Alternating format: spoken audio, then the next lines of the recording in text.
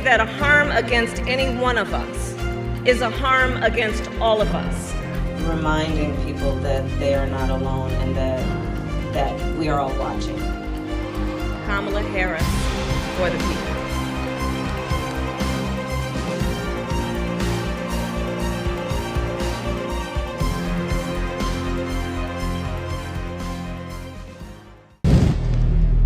अगर आप भी लेना चाहते हैं देश दुनिया की तमाम जानकारी तो आज ही सब्सक्राइब करें हमारे चैनल को। साथ ही नीचे दिए बेल आइकन को जरूर दबाएं ताकि हर अपडेट आप तक पहुंच सके। नमस्कार, प्रभात साक्षी न्यूज नेटवर्क के खास कार्यक्रम विश्व खबर में आप सभी का स्वागत है। अमेरिकी राष्ट्रपति चुनाव जो कि नवंबर में होने हैं, उसके लिए डेमोक्रेटिक पार्टी के उम्मीदवार हैं जो बिडेन, और जो बिडेन ने उपराष्ट्रपति पद के उम्मीदवार के लिए चुनाव किया है कमला हैरिस का।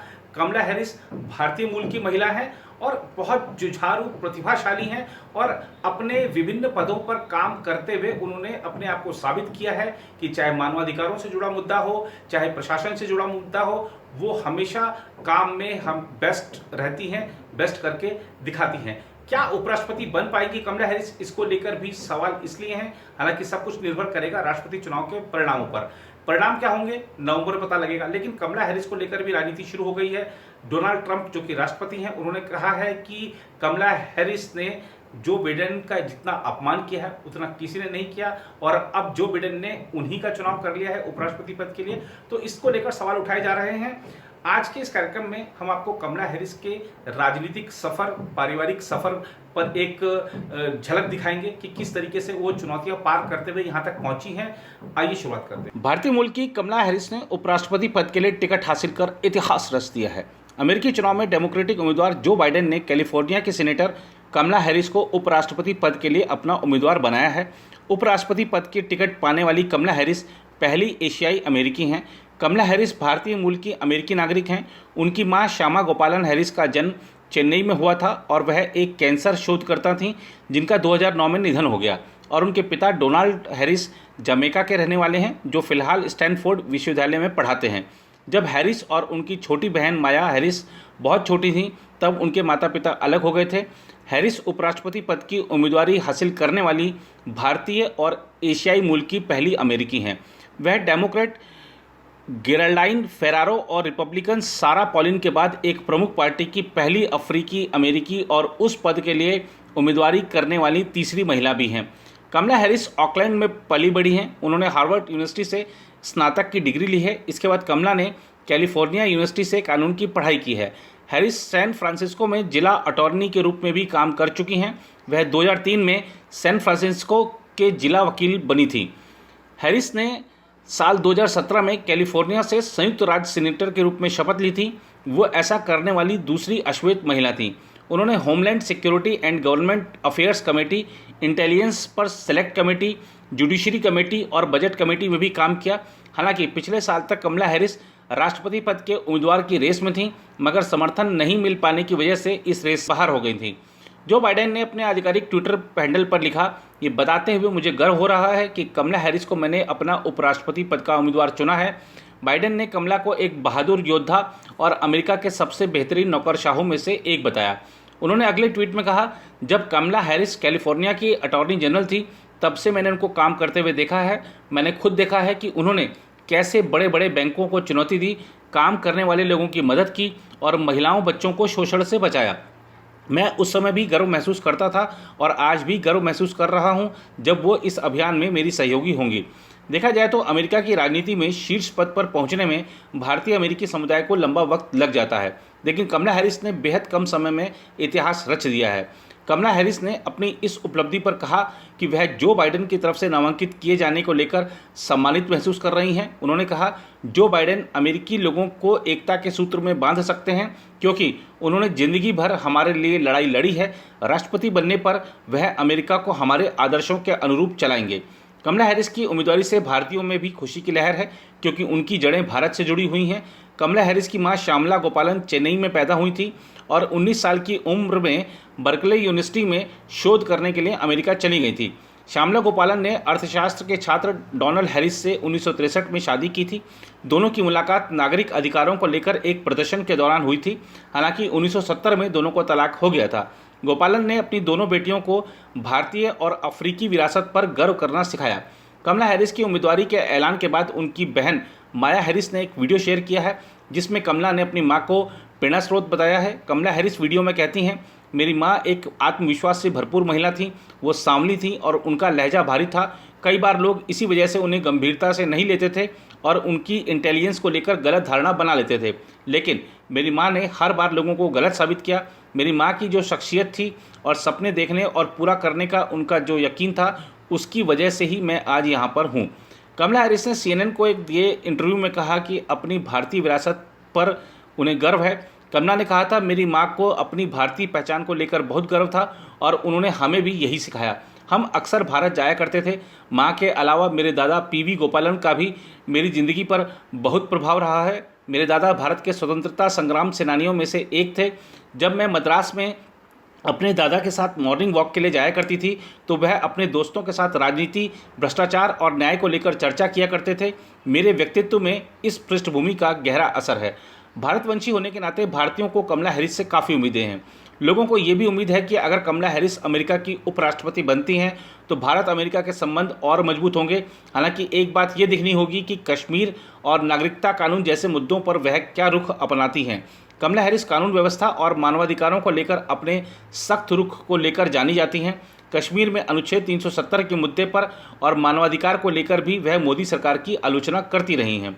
पिछले साल दिसंबर महीने में कमला हैरिस ने भारतीय अमेरिकी सांसद और अपनी सहयोगी प्रमिला जयपाल से मुलाकात न करने को लेकर विदेश मंत्री S जयशंकर की कड़ी आलोचना की थी।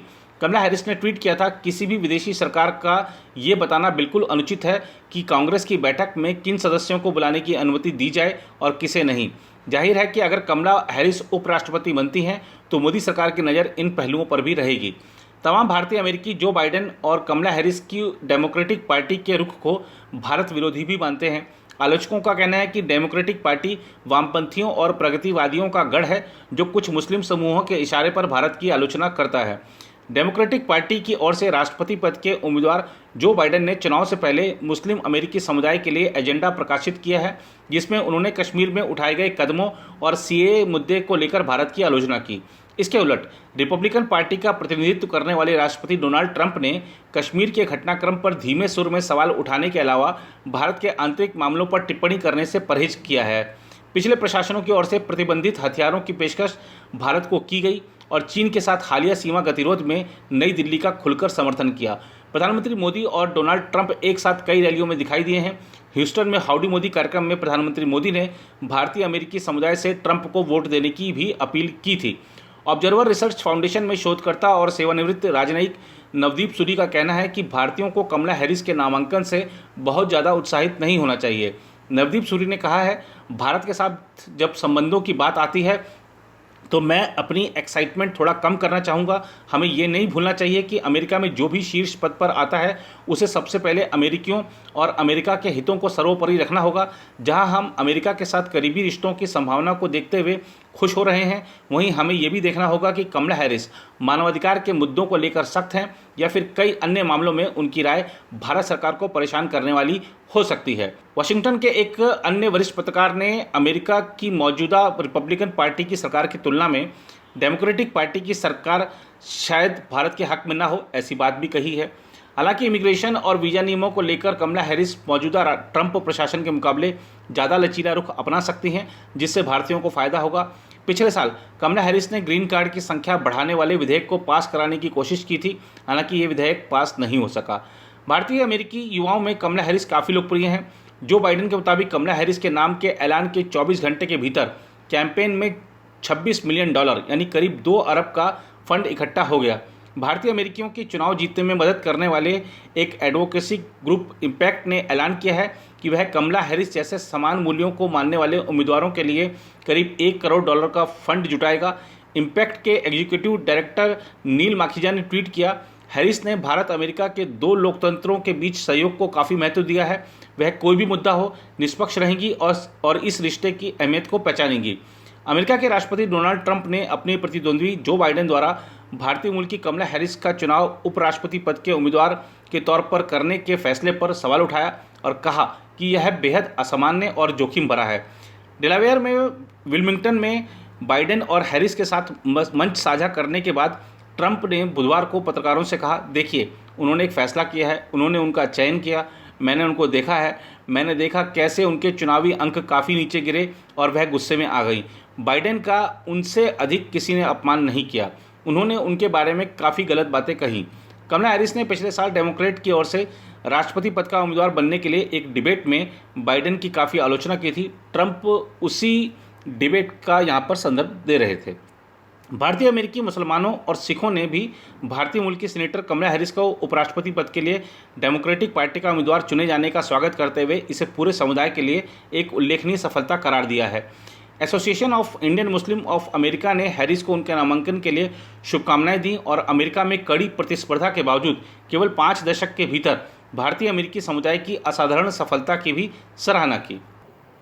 अब चुनाव हो तो एक दूसरे पर कीचड़ उछालना हो, चाहे छींटाकशी करना हो, ये सब चलता ही रहता है। कमला हैरिस के साथ भी यही हो रहा है। उनको कहा जा रहा है कि उनके जन्म स्थान को लेकर अब सवाल उठा दिया गया है। हालांकि उनका जन्म ऑकलैंड में हुआ था, ऐसे दस्तावेज कहते हैं, लेकिन अब राष्ट्रपति ट्रंप ने भी कहा है कि मुझे इस बात की जानकारी मिली है कि एक नामी वकील ने ये बात कही है, और हालांकि उन्होंने कहा कि मुझे सत्यता का पता नहीं है, लेकिन एक तरह से उन्होंने कमला हैरिस के जन्म स्थान को लेकर सवाल उठा दिया है। और सवाल ये है कि उनका जन्म अमेरिका में नहीं कहीं और हुआ था, और इसको लेकर अब देखना होगा कि जो वहाँ की राजनीतिक प्रतिक्रियाएं क्या रहती हैं। फिलहाल जो पहली प्रतिक्रिया है वो यही है कि कमला हैरिस के बारे में जो कुछ कहा जा रहा है उसे नस्लवादी करार दिया जा रहा है। तो देखना होगा कि चुनाव के परिणाम क्या रहते हैं। फिलहाल कमला हैरिस का राजनीतिक सफर, जो कि वाकई में उन्होंने जिस तेजी के साथ शीर्ष तक पहुंची है अमेरिकी राजनीति में, वो एक गर्व करने वाली बात है, बड़ी बात है।